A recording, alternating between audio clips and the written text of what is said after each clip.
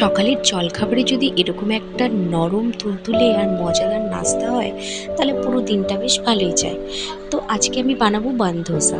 তো সেই জন্যই সকাল সকাল উঠে পড়েছিলাম। আর এই দেখো, গোলাবাবু এখানে ব্রাশ করছিল, আর গোলাবাবুকে আমি একটুখানি ব্রাশ করে দিচ্ছিলাম, কেন এখনও অবধিও প্রপারলি ব্রাশটা করতে পারে না। করে নেয়, কিন্তু প্রপারলি টাং ক্লিন করা এগুলোও পারে না। তো সেটাই আমি করে তারপরে আমি শয্যা চলে গেছিলাম কিচেনে। আর কিচেনে যাওয়ার পর আমার আজকের সকালের ব্রেকফাস্টের তৈয়ারি শুরু। আমি বান দোসাটা বানানোর জন্য সুজিটা ইউজ করেছিলাম, কারণ ওটা ইনস্ট্যান্ট রেসিপি। তো সুজিটা আমি নিয়ে নিয়েছিলাম। তার আগে আমি একটু পেঁয়াজ কেটে চপারে চপ করে নিয়েছিলাম। একটু পেঁয়াজ, একটু কাঁচা লঙ্কা, আর হচ্ছে একটু কারিয়া পাতা, এই হচ্ছে আমাদের লাগবে। তো এরপরে আমি কি করেছিলাম, একটা মিক্সার জারের মধ্যে সুজি নিয়েছিলাম 2 বাটি মতো। আর সুজি নেওয়ার পর তার মধ্যে আমি 1 বাটি দই দিয়ে দিয়েছিলাম। তো দইটা দেওয়ার পর এটাকে একটু সামান্য নুন দিয়েছিলাম। দেওয়ার পর এটাকে আমি ভালো করে ঘুরিয়ে একটা স্মুথ পেস্ট তৈরি করে নিয়েছিলাম। তারপর এটাকে একটা বোলে ট্রান্সফার করে এর মধ্যে আমি ভালো করে এটাকে এইভাবে মিক্স করে নিয়েছিলাম জল দিয়ে। তো এই মিক্স করতে করতেই আমার হেল্পিং হ্যান্ড মানে গোলাবাবু এসে হাজির। মানে ঘরে যদি থাকে কোনো রকম কোনো কাজ একা করার উপায় নেই, ওকে সব কিছু কাজে অংশীদারি করতেই হবে। তো এই দেখো, ও একটুখানি মিক্স করে দিয়েছে। তারপর আমি এদিকে কড়াই বসিয়ে দিয়েছিলাম, মানে একটুখানি ওই সটে করার জন্য।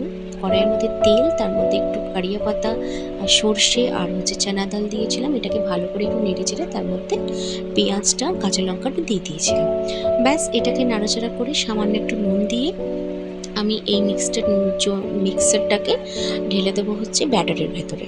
এবার ব্যাটারের ভেতরে এটাকে ঢেলে দিয়ে আমি ভালো করে মিক্স করে নেবো। করে নিলে আমাদের বান দোসার ব্যাটার রেডি। আর এদিকে আমি একটা চাটনির জন্য কড়াই বসিয়েছিলাম, সেখানে একটু সাদা তেল দিয়েছি, তার মধ্যে গোটা জিরে আর তার মধ্যে দিয়েছিলাম পেঁয়াজ। এগুলোকে নাড়াচাড়া করার পর দিয়েছিলাম 2 কোয়া রসুন, 1 কোয়া আদা। তোমরা যদি রসুন কেউ না খাও, অ্যাভয়েড করতে পারো। আর তার মধ্যে দিয়েছিলাম হচ্ছে টমেটো আর 2টো কাঁচা লঙ্কা আর একটা শুকনো লঙ্কা। তো ভালো করে এগুলো নাড়াচাড়া করে তার মধ্যে আমি একটু নুন আর একটু কাশ্মীরি লাল মির্চ দিয়েছিলাম কালারের জন্য। দেওয়ার পর ভালো করে নাড়াচাড়া করার পর আমি এর মধ্যে একটু বাদাম দিয়েছিলাম।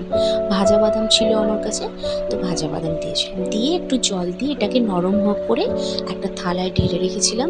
ঠান্ডা হওয়ার পর এটাকে আমি পেস্ট করে নিয়েছিলাম। আর দেখো, এইভাবে পেস্ট করার পর ঠিক এইরকম একটা মিহি পেস্ট হবে। ও তার মধ্যে আমি দিয়েছিলাম একটু তেঁতুলের জল, একটু খাট্টা পানির জন্য। তো এখানে দেখো পেস্টটা আমার হয়ে গেছে। আর এখানে একটু তড়কা লাগাবো বলে আমি তেলের মধ্যে শুকনো লঙ্কা, সর্ষে আর কারিয়া পাতা দিয়ে তড়কা লাগিয়ে নিয়েছি। এরপর আমি বসিয়ে দিয়েছিলাম ছোট প্যানটা, যেখানে আমি বান দোসা বানাবো। তো এই দেখো, এর মধ্যে আমি একটু সামান্য তেল দিয়েছিলাম। দেওয়ার পর তার মধ্যে আমি দু হাতা ব্যাটার দিয়ে দিয়েছিলাম। দিয়ে একটু ওয়েট করতে হয়েছিল। গ্যাসটাকে অবশ্যই কমিয়ে দিও।